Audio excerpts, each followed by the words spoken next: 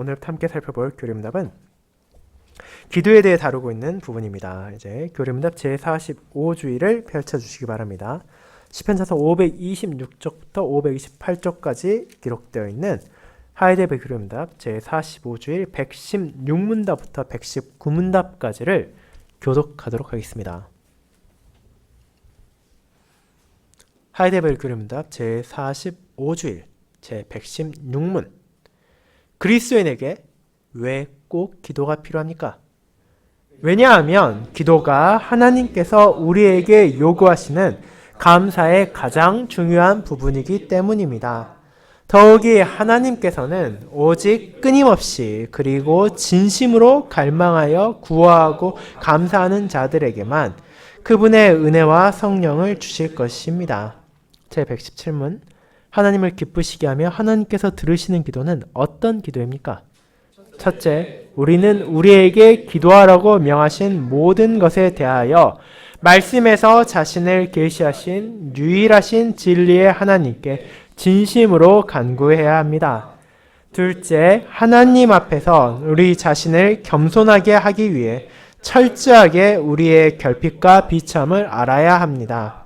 셋째, 비록 그럴 만한 가치가 없을지라도 하나님께서 말씀에서 약속하신 대로 우리 주 예수 그리스도를 인하여 하나님께서 확실히 우리의 기도를 들어주실 것이라는 이 확고한 근거를 의지해야 합니다. 제118문 하나님께서는 우리에게 무엇을 구하라고 명령하셨습니까? 우리 주 그리스도께서 친히 우리에게 가르쳐 주신 그 기도에 포함된 것과 같이 몸과 영혼을 위하여 필요한 모든 것입니다. 제119문 주님께서 가르쳐 주신 기도는 무엇입니까? 하늘에 계신 우리 아버지여 이름이 거룩히 여김을 받으시오며 나라가 임하옵시며 뜻이 하늘에서 이룬 것 같이 땅에서도 이루어지이다. 오늘날 우리에게 일용할 양식을 주옵시고 우리가 우리에게 죄 지은 자를 사하여 준 것 같이 우리 죄를 사하여 주옵시고 우리를 시험에 들게 하지 마옵시고 다만 악에서 구하옵소서. 대개 나라와 권세와 영광이 아버지께 영원히 있사옵나이다. 아멘. 말씀 묵상 후에는 찬송 1A장을 통해 사도신경을 함께 고백한 후 시편 116편의 6절부터 10절까지를 이어서 부르도록 하겠습니다.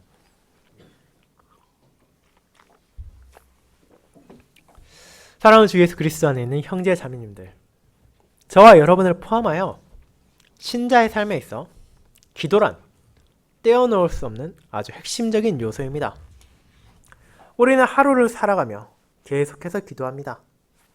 아침에 잠에서 깨어 기도하고 식사할 때 기도하며 말씀을 묵상할 때 기도하고 잠들 때 기도합니다.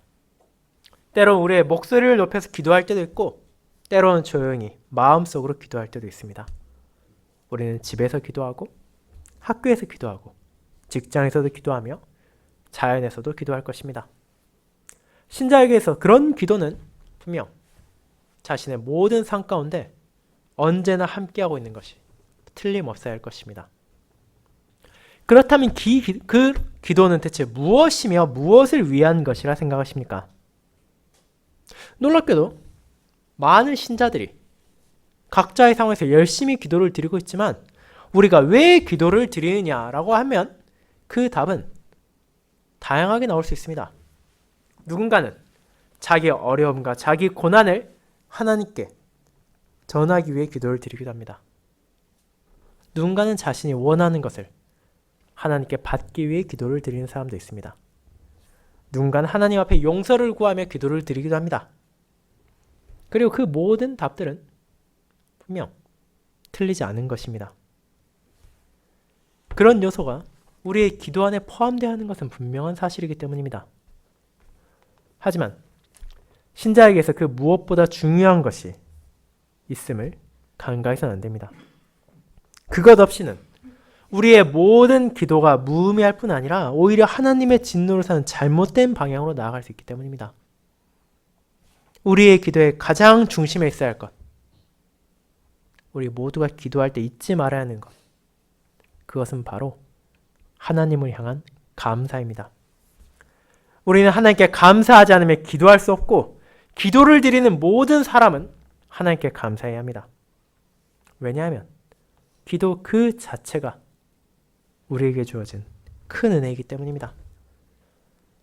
모든 사람의 첫 조상의 죄와 타락 이후 감히 하나님께 나아갈 수 없는 비천한 자들이 그분께 나올 수 있도록 하나님께서 허락하셨기에 우리는 기도드릴 때 감사해야 하고 자신의 아들을 보내심으로 우리의 기도가 분명히 그분께 나아간다는 확신을 주셨기에 감사하며 그리스도 안에서 우리의 모든 필요를 채워주실 것을 약속하셨기에 감사합니다. 그리고 그런 감사 안에서 우리는 각자의 상황에 적합한 기도를 하나님께 드리며 그분께 영광을 돌리는 것입니다. 이제 저는 그런 기도에 대해 살피기 시작하는 교리문답 제45주일을 감사로 하나님께 나아가는 신자의 기도라는 제목으로 나누고자 합니다. 그리고 이를 우리가 어째서 기도 그 자체에 감사할 수 있는지를 알아보고 그 감사에서 무엇을 구해야 하는지에 대한 기도의 핵심적 요소를 살피므로 저와 여러분이 앞으로의 삶에서 계속해서 드릴 기도에 있어서 하나님께서 기뻐하시는 방향으로 우리에게 합당한 방향으로 드릴 수 있기를 소망합니다. 저는 이를 첫 번째 기도할 수 있음에 감사해야 하는 신자, 두 번째 감사 가운데 구해야 하는 신자라는 두 대지로 나누어 살펴보도록 하겠습니다. 먼저 첫 번째 기도할 수 있음에 감사해야 하는 신자입니다. 은지함 여러분, 교리문답의 앞선 큰 부분은 언약 백성들에게 주어진 이 10계명이 무슨 의미를 가지고 있는지를 돌아보겠습니다. 점점 더 많은 사람들이 그리고 점점 더 많은 신자들이 그 의미를 잊어가고 있고 그 필요도 부인하고 있는 가운데 우리는 이 언약의 10가지 말씀이 무엇을 가리키고 있으며 그리고 그것이 우리에게 얼마나 유익한지를 다윗의 시편과 함께 살펴보았습니다. 10계명은 다른 성경과 마찬가지로 하나님께서 주신 것이기에 자연스럽게 그것을 주신 분을 반영하고 있습니다. 우리의 하나님께서 온전하시고 정결하시며 진실하시고 신실하신 것처럼 그분께서 우리를 위해 주신 언약의 10가지 말씀 또한 그러합니다. 우리는 그 같은 율법을 보고 들을 때 그것을 주신 하나님을 바라보게 되며 하나님의 공의와 자비가 우리에게 주어진 소명 안에서도 나타나고 있음을 깨닫게 됩니다. 그렇게 그 말씀을 주신 분이 변하지 않고 영원하신 분이기에 이 언약의 10가지 말씀 또한 시대가 지나고 사회가 변화한다더라도 그 가치가 퇴색하지 않고 흔들리지 않는 것임을 우리는 살펴보았습니다. 그러면 그토록 완전하며 변하지 않는 하나님의 율법은 우리에게 어떤 것이었습니까?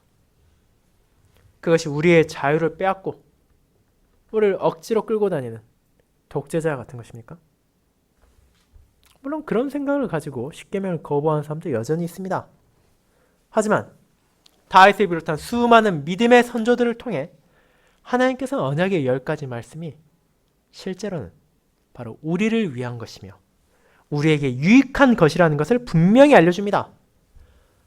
이 십계명은 우리의 눈을 밝혀 자신의 죄를 깨닫게 합니다.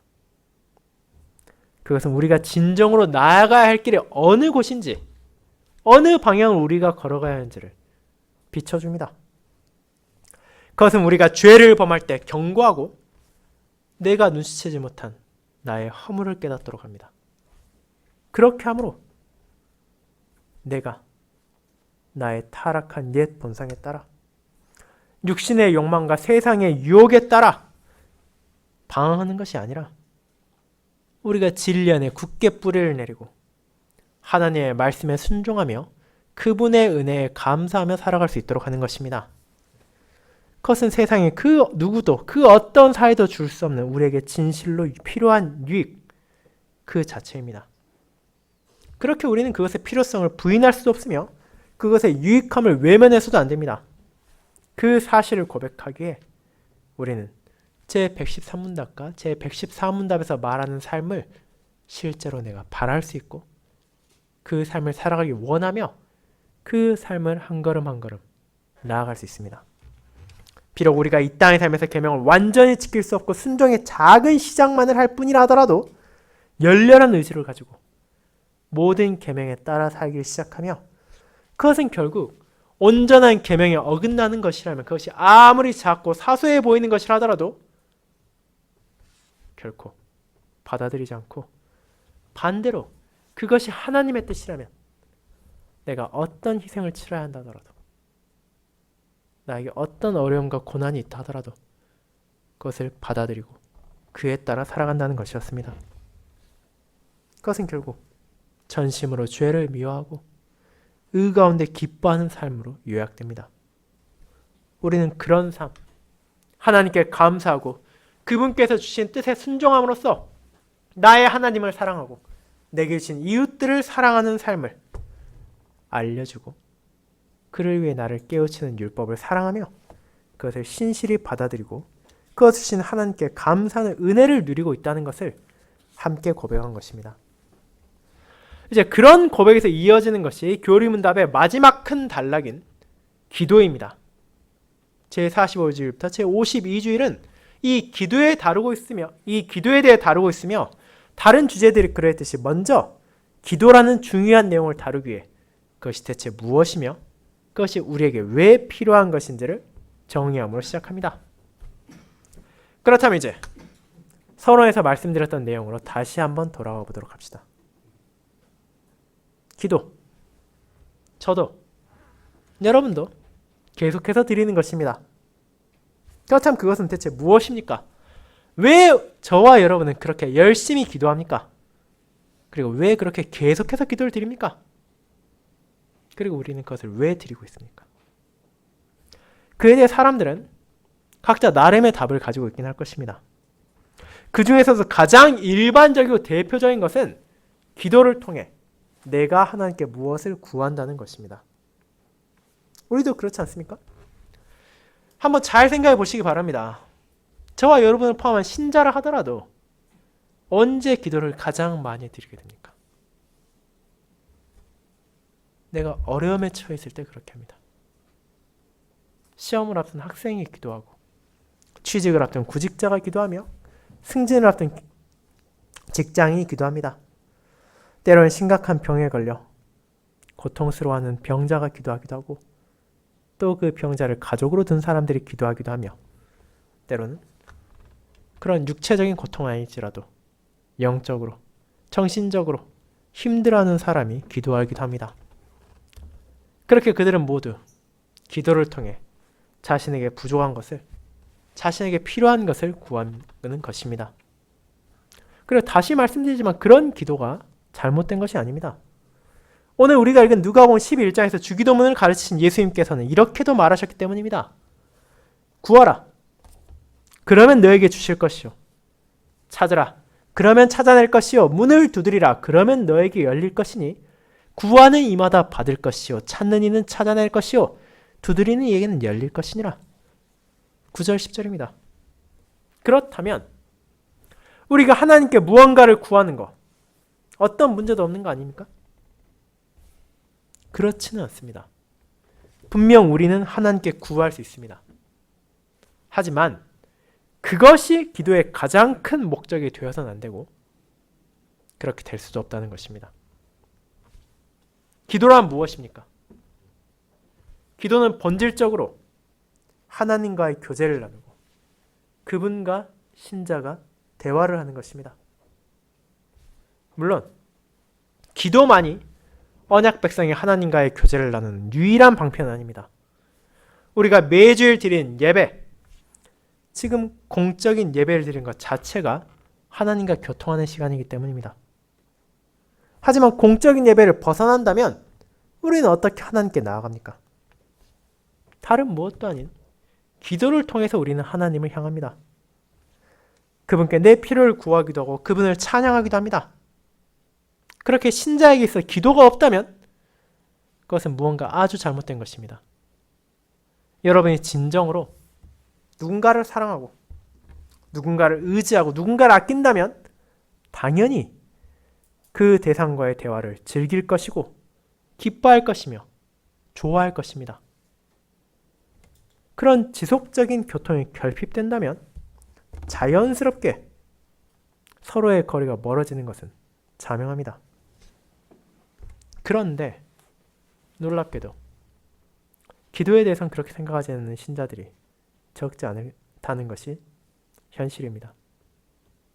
교회를 다니면서 자신이 신자라고 말하면서도 하나님을 믿는다고, 하나님을 사랑한다고 말하면서도 정작 기도에 있어서는 별로 열심히지 않고 기뻐하지 않는 사람들이 있는 것입니다. 그것은 아주 잘못된 것입니다. 어떻게 하나님께 기도드리지 않으면서 그분과의 관계가 아름답게 유지될 수 있겠습니까?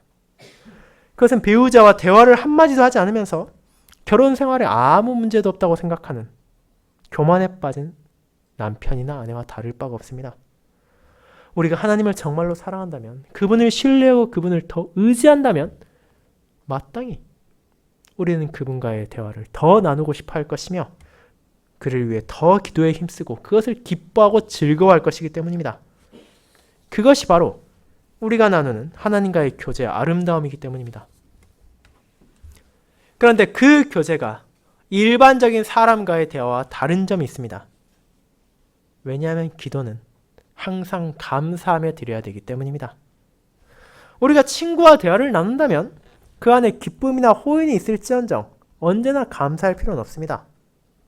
하지만 여러분이 부모님과 대화를 한다면 그 안에는 사람마다 조금의 차이는 있을지언정 감사가 포함될 것입니다. 그들이 여러분을 위해 베푼 사랑과 희생과 헌신을 기억하기 때문입니다. 특별한 예외적 경우가 아니라면 그러한 감사와 사랑 안에서 우리는 기본적으로 부모를 공경하고 부모를 대하게 됩니다. 그런데 신자가 하나님과의 나누는 교통 안에서 그런 아버지, 그런 어머니와 나누는 것보다 더 큰 감사가 존재해야 하며 그 감사가 결핍된다면 그것은 바른 기도를 할 수 없습니다. 그 이유가 무엇입니까? 그것은 우리가 감히 하나님 앞에 나아갈 자격이 없는 부족한 존재이기 때문입니다. 물론 사람이 처음부터 그랬던 것은 아닙니다. 하나님께 세상을 창조하셨을 때 우리 모두의 첫 조상인 아담과 하와는 동산에서 그분과 동행하며 그분과의 아름답고 온전한 교제를 나누고 있었기 때문입니다. 하지만 어떤 일이 일어났습니까? 그들이 자신의 욕망에 굴복하고 하나님의 뜻을 거역함으로 죄를 지었을 때 그 교통이 끊어졌습니다. 그것을 가장 분명히 드러낸 사건이 무엇입니까? 그들이 죄를 지은 후 하나님께 나아가는 대신 그분의 낯을 피하며 숨었다는 것입니다. 죄가 하나님과 사람이 나누는 교제를 단절시켰습니다.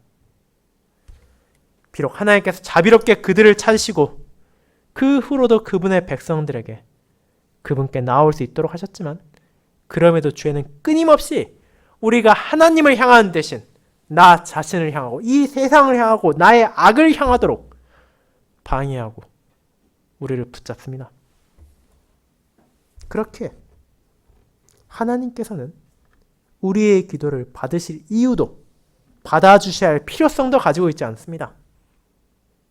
어떻게 감히 가장 공의롭고 의로운 재판장 앞에 끔찍한 죄를 저지른 죄인들이 당당하게 나갈 수 있겠습니까? 그것은 정상적으로 있을 수 없는 일입니다. 그렇게 우리가 하나님께 기도를 드리고 그분과의 교제를 나누는 것 자체가 우리의 능력으로는 결코 얻을 수도 없고 결코 가질 수도 없는 하나의 기적입니다. 하지만 아담과 하와를 향해 나오신 하나님께서는 그분의 백성들을 찾으셨고 그분께서 약속하신 메시아, 기름 부음 받은 독생자를 통해 이제 저와 여러분을 포함한 신자들이 언제 어떤 때라도 그분께 나올 수 있도록 하셨습니다. 예수님께서 요한복음 14장에서 이렇게 말씀하신 것을 기억해야 합니다. 내가 곧 길이요 진리요 생명이니 나를 말미암지 않고는 아버지께로 올 자가 없느니라. 요한복음 14장 6절입니다. 그리고 이것이 참으로 진리입니다. 우리 중 누구도 그리스도의 공로가 아니라면 하나님께 기도할 자격도 없고 능력도 없고 의지도 없으며 나아갈 수 있는 방편도 찾을 수 없습니다. 우리는 오직 은혜로만 그리스도를 통해 그리스도 안에서 기도하게 됩니다.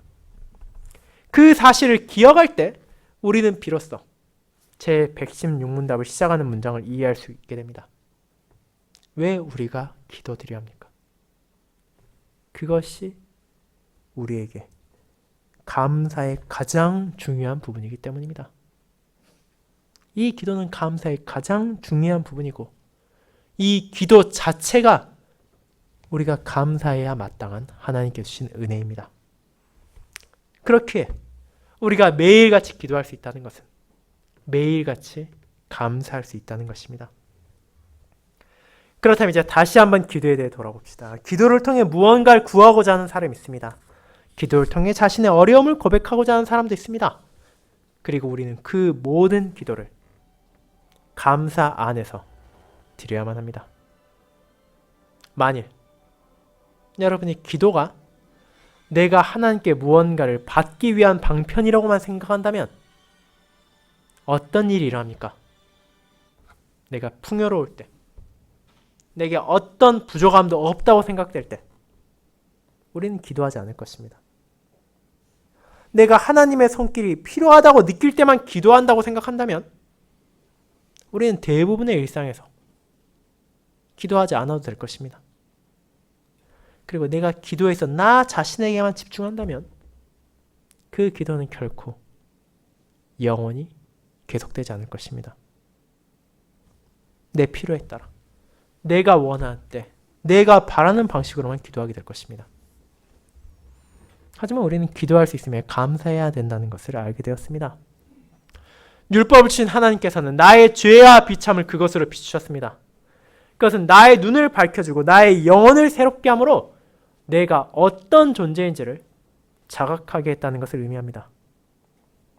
나는 누구입니까? 하나님 앞에 부족하고 비천한 죄인입니다. 거룩하신 하나님 앞에 감히 나아갈 자격이 없을 뿐더러 그분께서 내리신 모든 심판을 기꺼이 감수해야 하는 존재입니다. 그러나 하나님께서 우리를 어떻게 하셨습니까? 죄와 비참에서 건져주셨습니다. 그리고 이제 그렇게 은혜로 건진 이들이 확신을 가지고 기도로 그분께 나아갈 수 있도록 그 아들을 보내셨습니다. 그리스도 안에서 우리는 하나님께서 나의 음성, 나의 간구를 들으심을 알게 되었습니다. 그분께서 내게 귀를 기울이시고 나와 교제 나누시기를 원한다는 것을 깨닫게 되었습니다. 나를 사랑하시고 내가 사랑하는 하나님께 기도를 통해 나아갈 수 있게 이제 우리는 감사함의 기도를 드리고 쉬지 않고 기도드리게 됩니다. 그것은 진정 우리의 감사의 가장 중요한 부분입니다. 우리는 감사함의 기도를 드리고 그 기도를 통해 감사를 나타내기 때문입니다. 사랑하는 형제자매 여러분, 그렇다면 우리는 어떻습니까? 저와 여러분이 기도를 드릴 때 가장 중요하게 생각하는 것, 먼저 떠올리는 것은 무엇입니까? 이 모든 것을 고백한 신자라 하더라도 때때로 그 감사를 잊어버리고 그저 나의 필요만을 구하고 내가 원하는 것만을 받고자 할 때도 있습니다. 그 안에 담겨야 할 감사를 사라지고 하나님께 마치 내가 무언가를 요구할 자격이 있다는 것처럼 행하는 것입니다. 그것은 바람직하지 않을 뿐더러 해서는 안 되는 잘못된 기도입니다.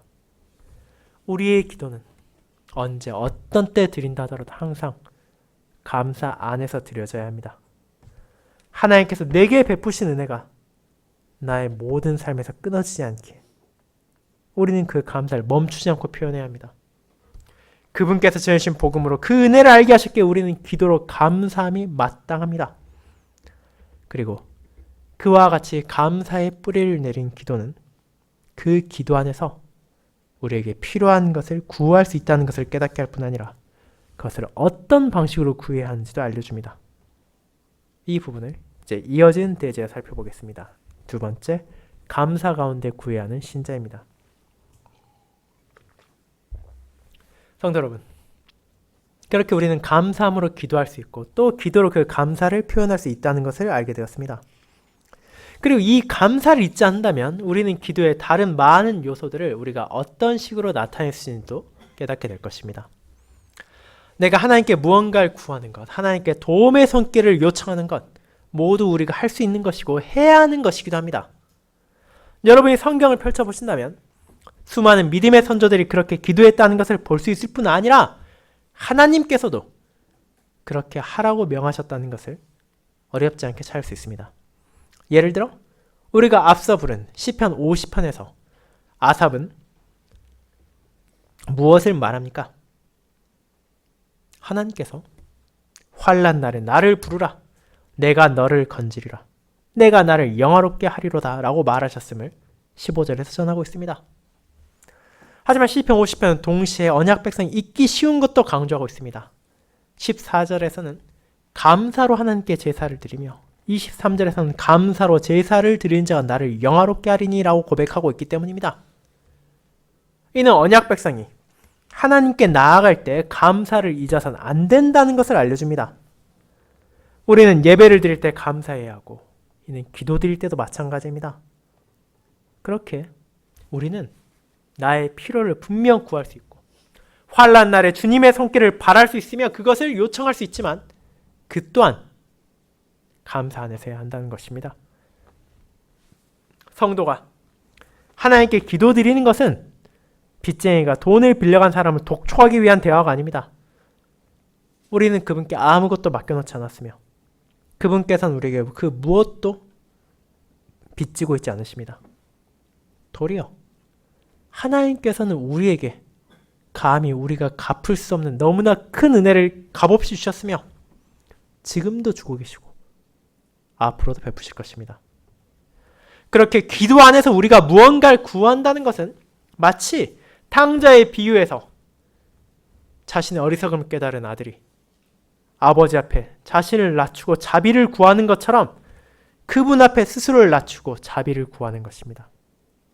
이미 감사하게 충분한 은혜를 내가 받고 있지만 내가 아버지께 그 무엇도 요구할 자격이 없지만 그럼에도 그리스도 안에서 우리에게 약속하신 것을 겸손히 구하는 것입니다. 그리고 우리가 진정 하나님께 감사한다면 그분께서 은혜로 베푸신 말씀을 우리의 기도 안에서도 반영해야 합니다. 하나님께서는 어떤 분이십니까? 그분께서는 세상에 어떤 존재와도 비교할 수 없는 지혜로우시고 능력이 많으시며 진리이신 분이십니다. 그분은 동시에 공의와 사랑이십니다. 그리고 그런 하나님께서 자신의 백성들 한 명 한 명을 살피시고 돌아보시고 인도하고 계십니다. 그렇다면 그런 하나님께서 내가 정말로 필요로 하는 것을 주지 않으시겠습니까? 반대로 그분께서 내게 주시는 것이 정말로 내게 불필요하고 의미 없는 것이 되겠습니까? 그렇지 않으면 그럴 수 없습니다. 하나님께서는 진정 끝없는 지혜와 무한한 능력으로 나를 선하게 인도하기 위해 이 세상의 모든 것을 사용하고 계시기 때문입니다. 그 사실을 기억한다면 우리는 기도가 어린아이가 떼를 쓰고 투정 부리는 것처럼 하는 것이 아님을 알게 됩니다. 분명 우리는 내 상황에서 필요한 것을 숨기지 말아야 하고 하나님께 나아가 구해야 합니다. 나는 결핍된 존재이고 비참 가운데 살고 있습니다. 우리에게 당연히 부족한 것이 있고 당연히 필요한 것이 있을 수밖에 없습니다. 그 사실을 인정합니다. 하지만 하나님께서 내게 필요한 것들을 주셨고 지금도 주고 계시며 앞으로도 주실 것임을 우리는 의심하지 않습니다. 내가 지금 숨을 내쉬는 것, 내가 지금 생각할 수 있는 것, 내가 지금 기도하며 하나님께 나아갈 수 있는 것, 그 자체가 그분의 은혜라는 것을 잊진 않으셨습니까? 그분의 돌봄이 없이는 한순간도 스스로 설 수가 없는 것이 저와 여러분을 포함한 모든 피조물임을 기억해야 합니다. 우리가 마주하는 죄의 결과, 비참으로 가득한 인생은 하나님께 책임이 있는 것이 아니라 바로 우리에게 책임이 있습니다. 그렇게 우리의 인생 가운데 어떤 어려움이나 고통도 없이 즐거움과 기쁨만이 있을 것이라 생각해서는 안 됩니다. 하지만 지혜로운 부모가 때로는 자녀 앞에 있는 모든 문제들을 대신해서 해결해 주는 것이 아니라 그들이 스스로 역경을 마주하고 극복할 수 있게 함으로 더 자라나고 성장할 수 있게 하는 것처럼 하나님께서는 그런 어려움들까지도 사용하셔서 저와 여러분을 자라나게 하십니다. 그분께서 내 몸과 영혼에 필요한 모든 것을 구하기를 원하시며 그것을 적절하게 아낌없이 주실 것입니다. 물론 여기서 주의해야 할 점이 있습니다. 그것은 바로 내가 원하는 모든 것이 아니라 내게 필요한 모든 것을 주신다는 점입니다. 우리가 기도드릴 때 그 사실을 기억하며 나에게 정말로 필요한 것이 무엇인지를 기억해야 합니다. 그리고 그것을 알 수 있는 기준은 내 욕망이나 이 땅의 기준이 아니라 하나님의 말씀에만 있습니다. 그분께서 내가 어떻게 살기를 원하시는지, 그분께서 내가 무엇을 하기를 원하시는지를 생각하며 그렇게 살아가기 위해 지금 나에게 필요한 것이 무엇인지를 생각하고 내게 부족한 것을 구하는 것이 바로 합당한 기도인 것입니다. 그리고 그분께서는 우리가 그와 같은 감사 안에서 기도를 드리고 그분의 뜻에 따라 계명을 순종하며 주님께 영광을 돌리고 이웃을 사랑하기 위해 필요한 것을 구할 때 그 기도를 분명하게 들어주실 것입니다. 비록 내 안에는 어떤 가치도 없다 하더라도 그분의 자비 안에서 이를 베푸실 것이고 특별히 독생자 예수 그리스도의 말씀과 약속을 통해 이 사실을 확고하게 붙잡을 수 있게 하셨습니다.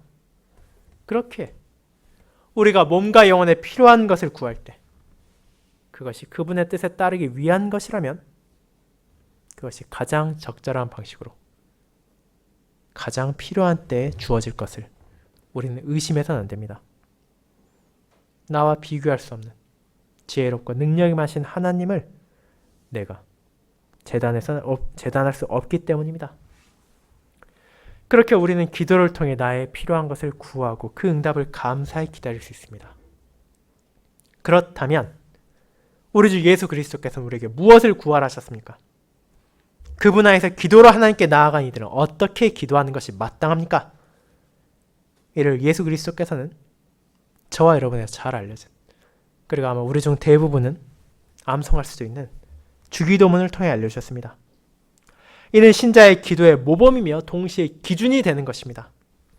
우리가 매번 기도를 드릴 때 이와 같은 기도를 똑같이 드릴 필요는 없고 그 또한 바람직한 것이 아니지만 동시에 이 기도가 담고 있는 자세, 우리가 감사 가운데 하나님께 나아가며 내 뜻이 아니라 하나님의 뜻을 더 우선시하며 그분의 영광을 위해 살아가기 위해 기도하는 것, 그리고 그분 앞에 부족한 나 자신을 고백하며 내게 필요한 것을 구하는 것은 우리의 어떤 기도에서도 빠져서는 안 되는 것이기 때문입니다. 그런 기도를 전해주신 주님의 은혜로 우리는 감사히 그분께서 전해주신 것에 따라 기도하는 은혜를 누리고 있습니다. 사랑하는 성도 여러분, 이렇게 우리는 기도가 무엇인지를 다시 한번 나누는 시간을 가졌습니다. 기도, 우리의 삶에 멈춰서도 안 되고 계속되어야 하는 것입니다.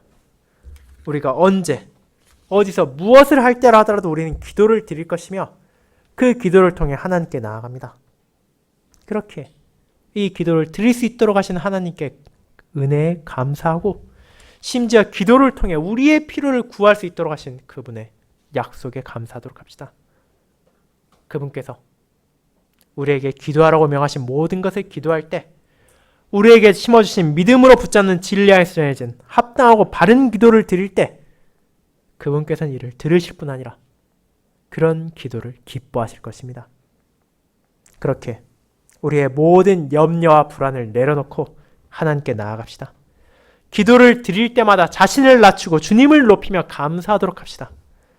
그리스도 안에서 그와 같은 기도를 멈추지 않고 드릴 때 우리에게 주어진 주님의 은혜로 말미암아 저와 여러분이 점점 더 하나님의 뜻에 순종하며 그분의 형상을 따라 점점 더 새롭게 되기를 소망합니다. 아멘.